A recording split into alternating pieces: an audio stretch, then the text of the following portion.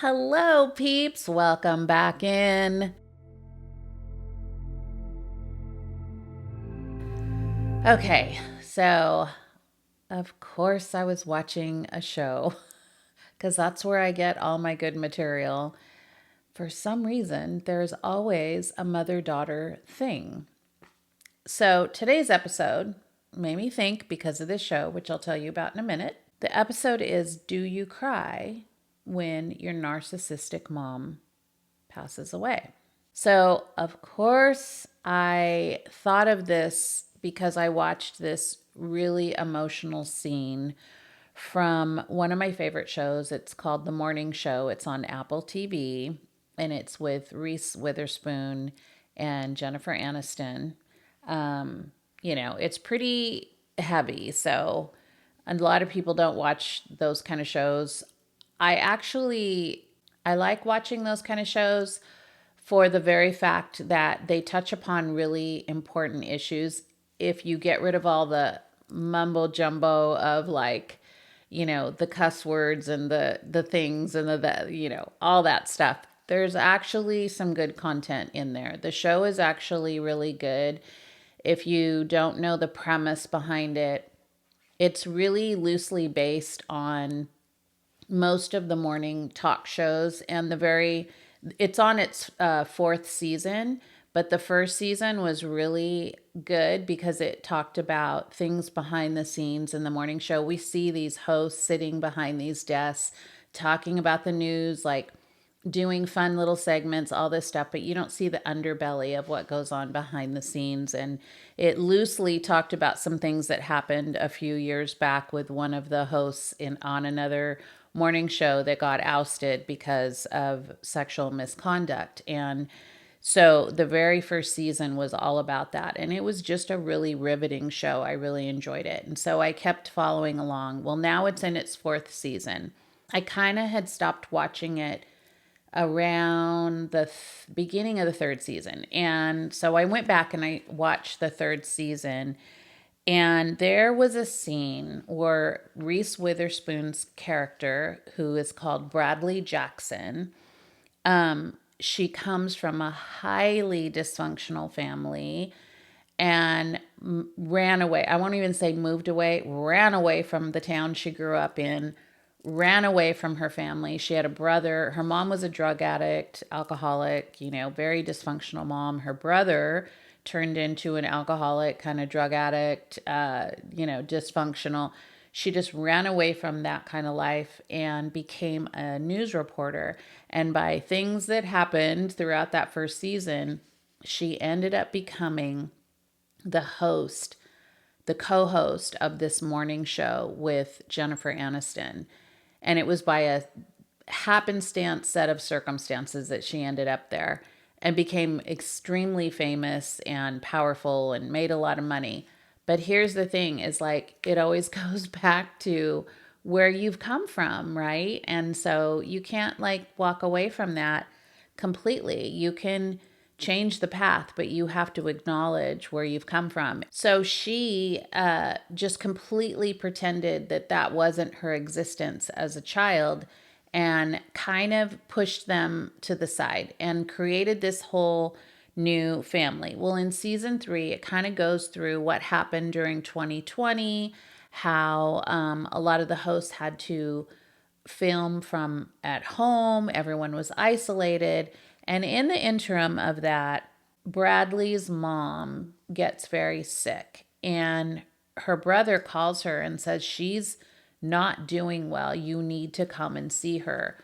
Well, I saw the look on her face and it just felt so familiar to me because I thought she doesn't want to go see her mom. She doesn't want to go back to that kind of lifestyle or be reminded of where she came from at all. So she used the excuse of well, we're all isolated and I don't want to have to fly somewhere and get sick, on an airplane and all these things, instead of if we grow up in these beautiful homes where we adore our mother and our father and we would of course rush to their side. It wouldn't even be a question. If it wouldn't, a tsunami couldn't stop you, a hurricane couldn't stop you, COVID couldn't stop you. I remember when my oldest daughter called and said, Mom, we need to come up and see you because my grandson at the time, my oldest, he was 3 at the time.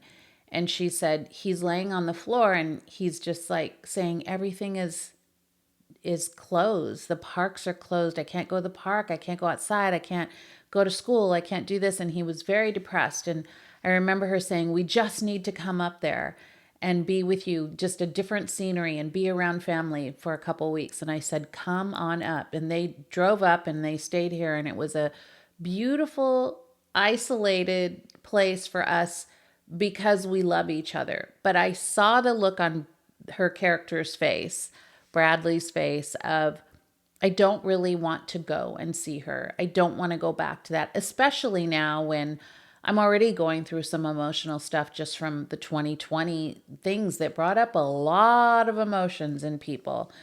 So, as you know, in stories, it never ends well, and her mom ends up dying. And instead of kind of a release of like, okay, well, that's done. I'm not close to her anyway. I didn't want to associate with her anyway. I should be fine when she passes away. I've had some clients where I'm like, what do you think you'll feel when your mom passes? Or I've just had conversations with friends who have toxic moms and they're like, I'm not going to feel anything. Like it's not going to be any different. I don't see her, like it doesn't matter. And a part of me is like, yeah, I get that. But I've also walked through losing a difficult mom, and the feelings that came up are not what you expect. And so what happened in this scene is that her brother calls and says like she died, and she falls to the floor. She's just like, wait, what? And not expecting that kind of reaction even from her own body. And all of the emotions come flooding out of her body. And so now here she's mourning a mom who, by definition, she really thought I shouldn't have to mourn her because she's not worth it. Like, what did she do for my life except mess it up? But here's the kicker is that you still feel things because you're a beautiful human. And, the human life, even when it's divisive or cruel, you still have feelings, especially if it's your mom or your dad even, or any kind of relative that you were at one time close to. I remembered feeling like this a long time ago because I used to think about like, how would I feel when my mom passed? And I was in the middle of taking care of her and all my kids' needs and stuff. And I was just like, man, I can't wait until I don't have to do this anymore. And it wasn't necessarily like, I can't wait till she dies, but it was more of this, like, when I wonder what the future is going to look like. Like, is she going to get better? Is she going to have more help? Is like, what is this going to what's going to happen when all of this changes? And then possibly like, if she's not around anymore, like what would I feel? And my first thought was like, well, I'm going to feel total relief because I don't have to deal with this craziness of anxiety and day to day, like her calling me and demanding these things and me having to set these boundaries and having to juggle her emotions and juggle taking care of these girls mostly by myself because my husband was traveling. And just the thought, like even saying that right now, just the thought of that was just like, oh, it was just so heavy and so much. And at times I just felt like, is this my life forever? Is this going to be like, I want this all to end. And so there was times where I was just like, someday I won't have to deal with this craziness of this mom and I'm going to feel total relief and it's going to be so good. And, I didn't even bring into the emotion of like, oh, I'm going to miss her so much. Or it's like, no, I'm not. But I didn't really take into account like what other emotions I would feel if she left this world. What I didn't expect was the confusion that I felt when I actually did get the phone call that morning that she had passed and I was getting ready to come visit her. And then I walked into the nursing home and I had to wait until the coroner came to pick up her body. I didn't expect the tears that would flow when I finally grabbed some of her stuff and walked back to the car and just sat in the car and just wept. And I think it was just more of this release of like all the memories, all the struggle, just all of it. It just poured out of me. And that's what I saw on screen when I was watching Reese Witherspoon's character Bradley fall to the floor. It was just like, ugh, like this, like everything has shifted now. There is no more mom even to complain about or be mad at or miss or any of that. It was just, it was over. Like it was done. And now we're in a new level of our life. So in the show, Reese's character felt such guilt and sadness and also a rage. And she told her partner at the time that she was mad because she can't face the fact that her mom was a drug addict. She wanted to blame everybody else. She was picking a fight with her partner. She was trying to rewrite history. It's like a lot of these things get really jumbled up in your head because it's like there's a lot of, I think, guilt and sadness and grief over things that you wish would have been and hopes that it could be different, and then it's over and you're just like, you're mad because you're just like, what happened? Like, why did I get this kind of mom? And now it's done. Like there is no changing it. There's nothing that can be different. And so she was trying to rewrite history. She gets in a fight with her partner and she doesn't know how to handle her emotions because she wasn't ready to say goodbye to her mom yet. And she didn't get a chance to go and say goodbye to her mom. I felt this deeply because this happened to my sister. And so my sister wasn't there when my mom passed. And that's really difficult. And so I did see the residual effects of that.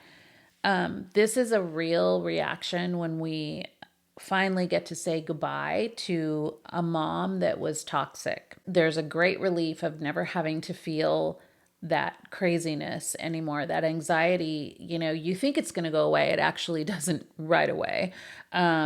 You're still in that like heightened aspect of your body where you're just waiting for something to happen, and all of a sudden it's like it's not there anymore. And so you have to like learn how to calm yourself down and know like you're in a different place now. You don't have to react to a phone call from her or drive by and make sure you have to stop over here and take care of her or do whatever. And so it's a weird feeling when all of a sudden that's gone. You don't have to do that, but your body doesn't know that yet. So you still are in that heightened response.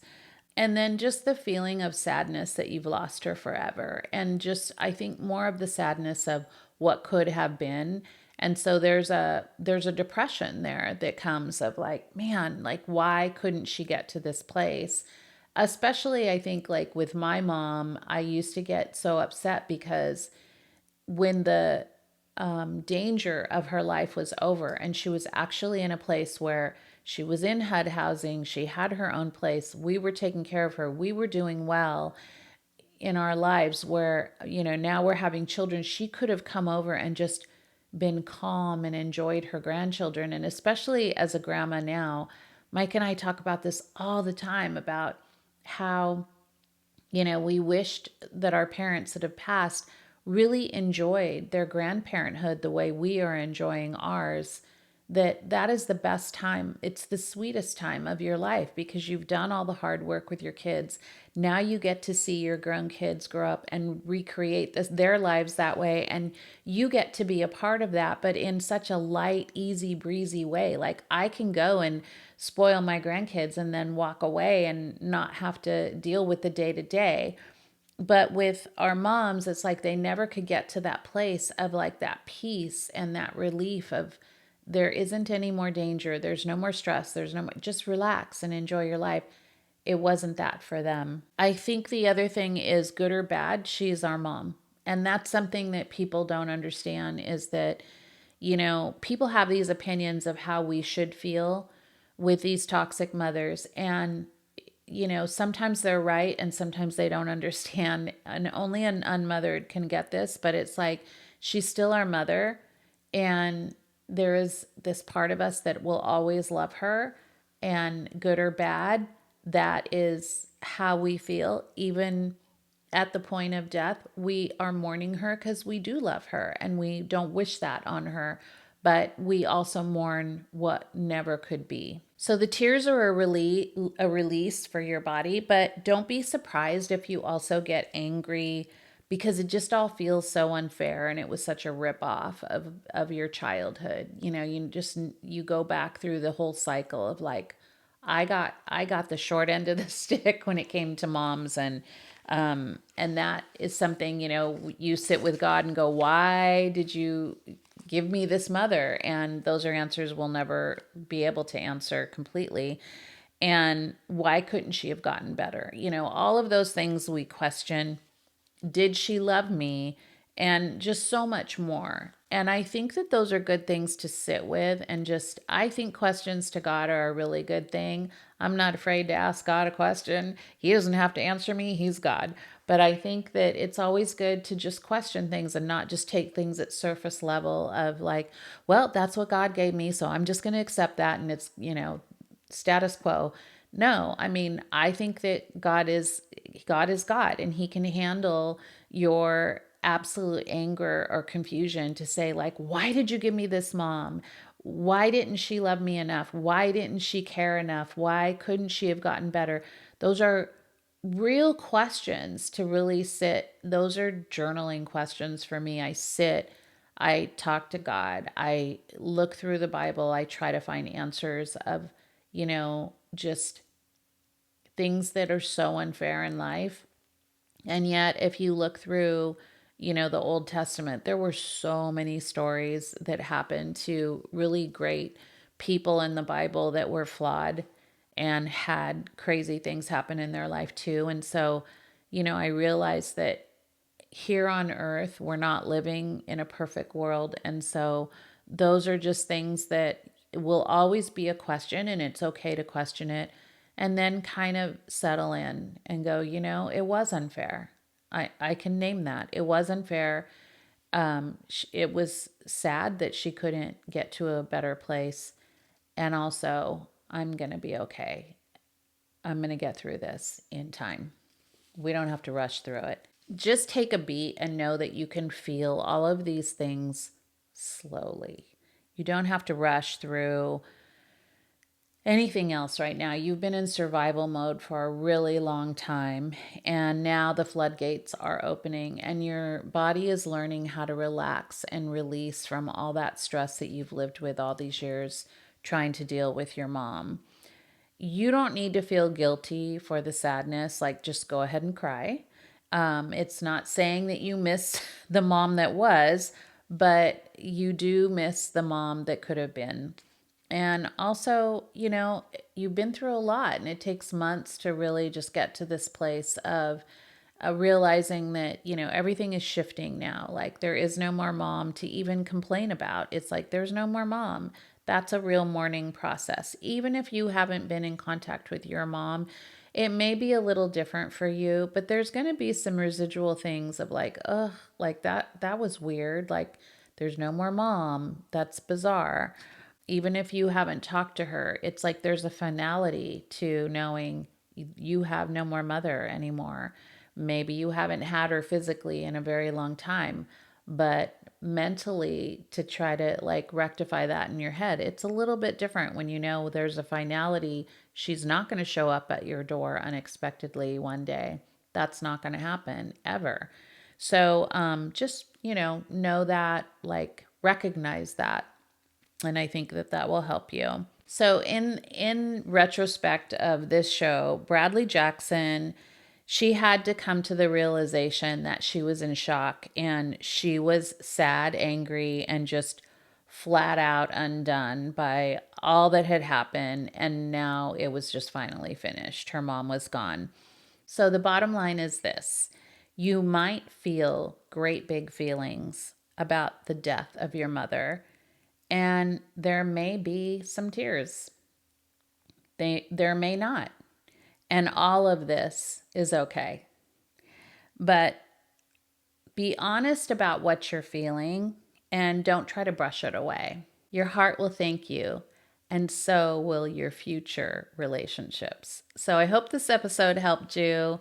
It was great to watch another kind of mother-daughter scenario in a show. I always love digging through those. I hope you guys enjoyed this episode. And as always, make sure to leave a review and tell your friends about our podcast if you have a similar friend that has an unmothered relationship and needs some advice. Hopefully she can find it here. And until next time, I'll see you later, peeps.